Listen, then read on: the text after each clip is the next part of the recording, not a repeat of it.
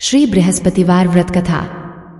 भारतवर्ष में एक प्रतापी और दानी राजा राज्य करता था। वह नित्य गरीबों और ब्राह्मणों की सहायता करता था। यह बात उसकी रानी को अच्छी नहीं लगती थी। वह नहीं गरीबों को दान देती, नहीं भगवान का पूजन करती थी और राजा को भी दान देने से मना किया करती थी। एक दिन राजा शिकार खेलने वन को गए हुए थे तो रानी महल में अकेली थी। उसी समय बृहस्पति देव साधु वेश में राजा के महल में भिक्षा के लिए गए और भिक्षा मांगी। रानी ने भिक्षा देने से इनकार किया और कहा, हे साधु महाराज, मैं तो दान पुण्य से तंग आ गई हूँ। मेरा पति सारा धन लुटाते रहते हैं। मेरी इच्छा है कि हमारा धन नष्ट हो जाए, फिर न रहेगा बांस न बजेगी बांसुरी। साधु ने कहा, देवी तुम तो बड़ी विचित्र हो। धन संतान तो सभी चाहते हैं, पुत्र और लक्ष्मी तो पापी के घर भी होने चाहिए। यदि तुम्हारे पास अधिक धन है तो भूखों को भोजन दो, प्यासों के लिए प्याऊ बनवाओ, मुसाफिरों के लिए धर्मशालाएं खुलवाओ। जो निर्धन अपनी कुंवारी कन्याओं का विवाह नहीं कर सकते उनका विवाह करा दो। ऐसे और कई काम हैं जिनके करने से तुम्हारा यश लोक परलोक में फैलेगा। परंतु रानी पर उपदेश का कोई प्रभाव न पड़ा। वह बोली, महाराज आप मुझे कुछ न समझाएं। मैं ऐसा धन नहीं चाहती जो हर जगह बांटती फिरूं। साधु ने उत्तर दिया, यदि तुम्हारी ऐसी इच्छा है तो तथास्तु। तुम ऐसा करना कि बृहस्पतिवार को घर लीपकर पीली मिट्टी से अपना सिर धोकर स्नान करना, भट्टी चढ़ाकर कपड़े धोना। ऐसा करने से आपका सारा धन नष्ट हो जाएगा। इतना कहकर वह साधु महाराज वहां से आलोप हो गए। साधु के अनुसार कही बातों को पूरा करते हुए रानी को केवल 3 बृहस्पतिवार ही बीते थे कि उसकी समस्त धन संपत्ति नष्ट हो गई। भोजन के लिए राजा का परिवार तरसने लगा। तब एक दिन राजा ने रानी से बोला कि हे रानी, तुम यहीं रहो, मैं दूसरे देश को जाता हूँ, क्योंकि यहाँ पर सभी लोग मुझे जानते हैं, इसलिए मैं कोई छोटा कार्य नहीं कर सकता। ऐसा कहकर राजा परदेश चला गया। वहां वह जंगल से लकड़ी काट कर लाता और शहर में बेचता। इस तरह वह अपना जीवन व्यतीत करने लगा। इधर राजा के परदेश जाते ही रानी और दासी दुखी रहने लगी। एक बार जब रानी और दासी को 7 दिन तक बिना भोजन के रहना पड़ा तो रानी ने अपनी दासी से कहा, हे दासी, पास ही के नगर में मेरी बहन रहती है। वह बड़ी धनवान है।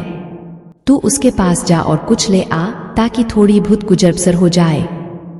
दासी रानी की बहन के पास गई। उस दिन गुरुवार था और रानी की बहन उस समय बृहस्पतिवार व्रत की कथा सुन रही थी। दासी ने रानी की बहन को अपनी रानी का संदेश दिया, लेकिन रानी की बड़ी बहन ने कोई उत्तर नहीं दिया। जब दासी को रानी की बहन से कोई उत्तर नहीं मिला तो वह बहुत दुखी हुई और उसे क्रोध भी आया। दासी ने वापस आकर रानी को सारी बात बता दी। सुनकर रानी ने अपने भाग्य को कोसा। उधर रानी की बहन ने सोचा कि मेरी बहन की दासी आई थी, परंतु मैं उससे नहीं बोली, इससे वह बहुत दुखी हुई होगी। कथा सुनकर और पूजन समाप्त करके वह अपनी बहन के घर आई और कहने लगी, हे बहन, मैं बृहस्पतिवार का व्रत कर रही थी। तुम्हारी दासी मेरे घर आई थी, परंतु जब तक कथा होती है तब तक न तो उठते हैं और नहीं बोलते हैं, इसलिए मैं नहीं बोली। कहो दासी क्यों गई थी? रानी बोली, बहन तुमसे क्या छिपाऊं, हमारे घर में खाने तक को अनाज नहीं था। ऐसा कहते कहते रानी की आंखें भर आई। उसने दासी समेत पिछले 7 दिनों से भूखे रहने तक की बात अपनी बहन को विस्तार पूर्वक सुना दी। रानी की बहन बोली, देखो बहन, भगवान बृहस्पति देव सबकी मनोकामना को पूर्ण करते हैं। देखो शायद तुम्हारे घर में अनाज रखा हो। पहले तो रानी को विश्वास नहीं हुआ, पर बहन के आग्रह करने पर उसने अपनी दासी को अंदर भेजा तो उसे सचमुच अनाज से भरा एक घड़ा मिल गया। यह देखकर दासी को बड़ी हैरानी हुई। दासी रानी से कहने लगी, हे रानी, जब हमको भोजन नहीं मिलता तो हम व्रत ही तो करते हैं, इसलिए क्यों न इनसे व्रत और कथा की विधि पूछ ली जाए ताकि हम भी व्रत कर सकें। तब रानी ने अपनी बहन से बृहस्पतिवार व्रत के बारे में पूछा। उसकी बहन ने बताया, बृहस्पतिवार के व्रत में चने की दाल और मुनक्का से विष्णु भगवान का केले की जड़ में पूजन करें तथा दीपक जलाए, व्रत कथा सुने और पीला भोजन ही करें। इससे बृहस्पति देव प्रसन्न होते हैं। व्रत और पूजन विधि बताकर रानी की बहन अपने घर को लौट गई। 7 दिन के बाद जब गुरुवार आया तो रानी और दासी ने व्रत रखा। घुड़साल में जाकर चना और गुड़ लेकर आईं। फिर उससे केले की जड़ तथा विष्णु भगवान का पूजन किया। अब पीला भोजन कहाँ से आए, इस बात को लेकर दोनों बहुत दुखी थे। चूंकि उन्होंने व्रत रखा था इसलिए बृहस्पति देव उनसे प्रसन्न थे।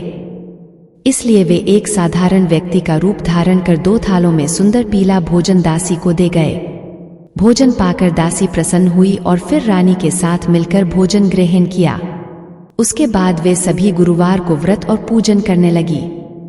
बृहस्पति भगवान की कृपा से उनके पास फिर से धन संपत्ति आ गई, परंतु रानी फिर से पहले की तरह आलस्य करने लगी। तब दासी बोली, देखो रानी, तुम पहले भी इस प्रकार आलस्य करती थी, तुम्हें धन रखने में कष्ट होता था, इस कारण सभी धन नष्ट हो गया, और अब जब भगवान बृहस्पति की कृपा से धन मिला है तो तुम्हें फिर से आलस्य होता है।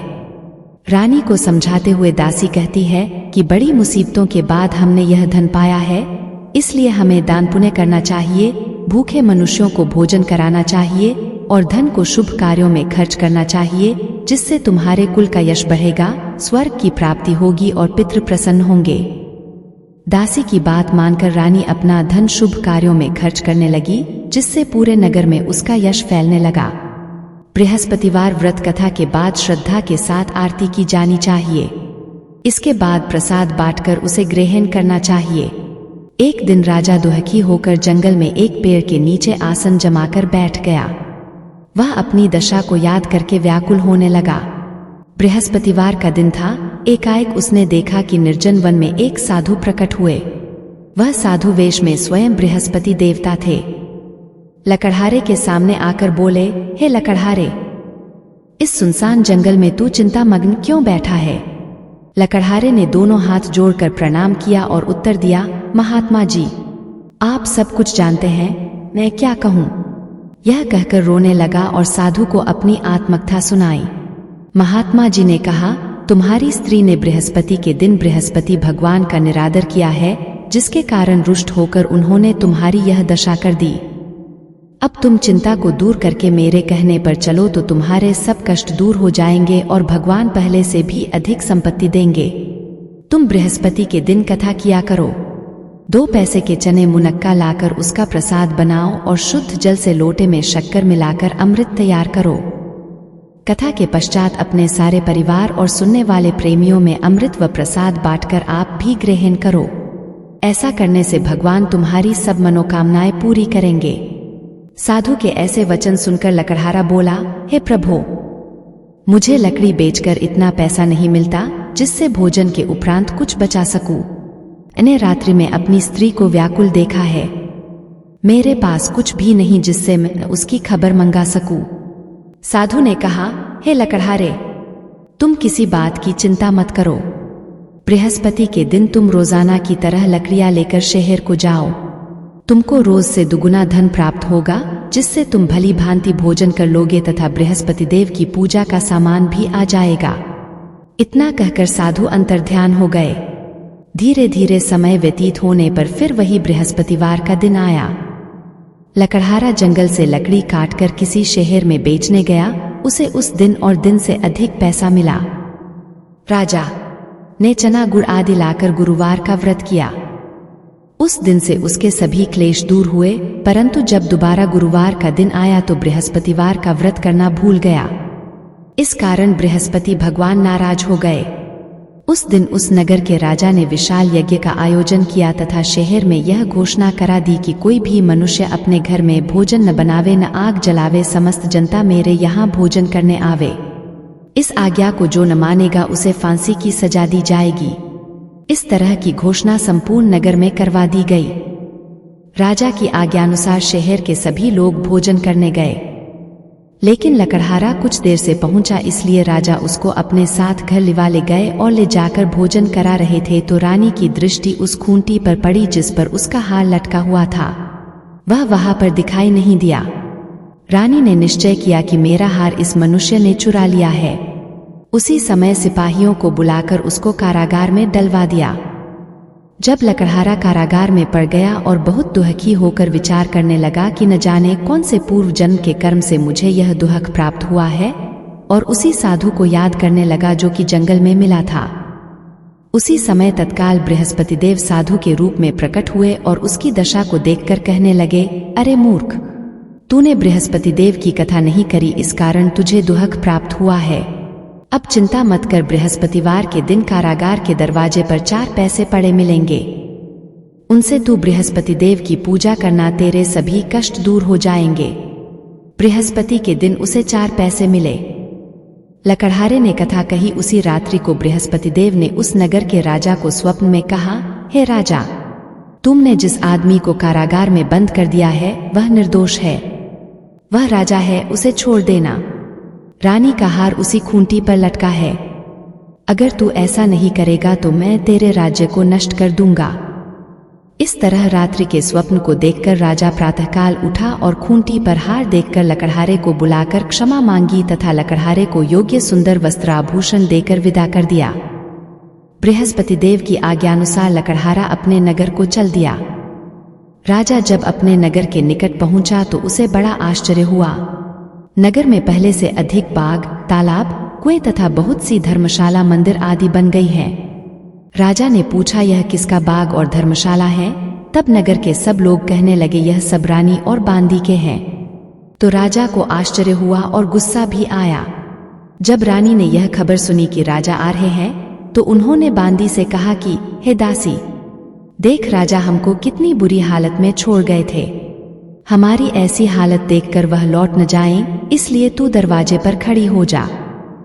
आज्ञानुसार दासी दरवाजे पर खड़ी हो गई। राजा आए तो उन्हें अपने साथ लिवा लाई। तब राजा ने क्रोध करके अपनी रानी से पूछा कि यह धन तुम्हें कैसे प्राप्त हुआ है? तब उन्होंने कहा, हमें यह सब धन बृहस्पति देव के इस व्रत के प्रभाव से प्राप्त हुआ है। राजा ने निश्चय किया कि 7 रोज बाद तो सभी बृहस्पति देव का पूजन करते हैं, परंतु मैं प्रतिदिन दिन में 3 बार कहानी तथा रोज व्रत किया करूंगा। अब हर समय राजा के दुपट्टे में चने की दाल बंधी रहती तथा दिन में 3 बार कहानी कहता। एक रोज राजा ने विचार किया कि चलो अपनी बहन के यहाँ हो आवें। इस तरह निश्चय कर राजा घोड़े पर सवार हो अपनी बहन के यहाँ को चलने लगा। मार्ग में उसने देखा कि कुछ आदमी एक मुर्दे को लिए जा रहे हैं। उन्हें रोककर राजा कहने लगा, अरे भाइयों, मेरी बृहस्पति देव की कथा सुन लो। वे बोले, लो, हमारा तो आदमी मर गया है, इसको अपनी कथा की पड़ी है। परंतु कुछ आदमी बोले, अच्छा कहो, हम तुम्हारी कथा भी सुनेंगे। राजा ने दाल निकाली और जब कथा आधी हुई थी कि मुर्दा हिलने लग गया, और जब कथा समाप्त हो गई तो राम राम करके मनुष्य उठकर खड़ा हो गया। आगे मार्ग में उसे एक किसान खेत में हल चलाता मिला। राजा ने उसे देख और उससे बोले, अरे भैया, तुम मेरी बृहस्पतिवार की कथा सुन लो। किसान बोला, जब तक मैं तेरी कथा सुनूंगा तब तक 4 हरिया जोत लूंगा, जा अपनी कथा किसी और को सुनाना। इस तरह राजा आगे चलने लगा। राजा के हटते ही बैल पछाड़ खाकर गिर गए तथा किसान के पेट में बड़ी जोर का दर्द होने लगा। उस समय उसकी माँ रोटी लेकर आई। उसने जब यह देखा तो अपने पुत्र से सब हाल पूछा और बेटे ने सभी हाल कह दिया। तो बुढ़िया दौड़ी दौड़ी उस घुड़सवार के पास गई और उससे बोली कि मैं तेरी कथा सुनूंगी, तू अपनी कथा मेरे खेत पर चलकर ही कहना। राजा ने बुढ़िया के खेत पर जाकर कथा कही, जिसके सुनते ही वह बैल उठ खड़ हुए तथा किसान के पेट का दर्द भी बंद हो गया। राजा अपनी बहन के घर पहुंचा। बहन ने भाई की खूब मेहमानी की। दूसरे रोज प्रातःकाल राजा जगा तो वह देखने लगा कि सब लोग भोजन कर रहे हैं। राजा ने अपनी बहन से कहा, ऐसा कोई मनुष्य है जिसने भोजन नहीं किया हो? मेरी बृहस्पतिवार की कथा सुन ले। बहन बोली, हे भैया, यह देश ऐसा ही है कि पहले यहाँ लोग भोजन करते हैं, बाद में अन्य काम करते हैं। अगर कोई पड़ोस में हो तो देख आऊं। वह ऐसा कहकर देखने चली गई, परंतु उसे कोई ऐसा व्यक्ति नहीं मिला जिसने भोजन न किया हो। आठ वह एक कुम्हार के घर गई जिसका लड़का बीमार था। उसे मालूम हुआ कि उनके यहाँ 3 रोज से किसी ने भोजन नहीं किया है। रानी ने अपने भाई की कथा सुनने के लिए कुम्हार से कहा। वह तैयार हो गया। राजा ने जाकर बृहस्पतिवार की कथा कही, जिसको सुनकर उसका लड़का ठीक हो गया। अब तो राजा की प्रशंसा होने लगी। एक रोज राजा ने अपनी बहन से कहा कि हे बहन, हम अपने घर को जाएंगे, तुम भी तैयार हो जाओ। राजा की बहन ने अपनी सास से कहा। सास ने कहा, हाँ चली जा, परंतु अपने लड़कों को मत ले जाना, क्योंकि तेरे भाई के कोई औलाद नहीं है। बहन ने अपने भैया से कहा, हे भैया, मैं तो चलूंगी पर कोई बालक नहीं जाएगा। राजा बोला, जब कोई बालक नहीं चलेगा तब तुम ही क्या करोगी। बड़े दुखी मन से राजा अपने नगर को लौट आया।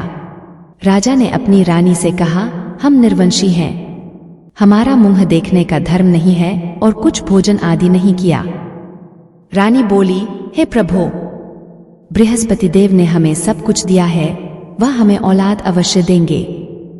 उसी रात को बृहस्पति देव ने राजा से स्वप्न में कहा, हे राजा उठ, सभी सोच त्याग दे, तेरी रानी गर्भ से है। राजा की यह बात सुनकर बड़ी खुशी हुई। 9वें महीने में उसके गर्भ से एक सुंदर पुत्र पैदा हुआ। तब राजा बोला, हे रानी, स्त्री बिना भोजन के रह सकती है पर बिना कहे नहीं रह सकती। जब मेरी बहन आवे तुम उससे कुछ कहना मत। रानी ने सुनकर हाँ कर दिया। जब राजा की बहन ने यह शुभ समाचार सुना तो वह बहुत खुश हुई तथा बधाई लेकर अपने भाई के यहाँ आई। तभी रानी ने कहा, घोड़ा चढ़कर तो नहीं आई, गधा चढ़ी आई। राजा की बहन बोली, भाभी, मैं इस प्रकार न कहती तो तुम्हें औलाद कैसे मिलती। बृहस्पति देव ऐसे ही हैं, जैसी जिसके मन में कामनाएं हैं सभी को पूर्ण करते हैं। जो सद्भावना पूर्वक बृहस्पतिवार का व्रत करता है एवं कथा पढ़ता है अथवा सुनता है, दूसरों को सुनाता है, बृहस्पति देव उसकी सभी मनोकामना पूर्ण करते हैं।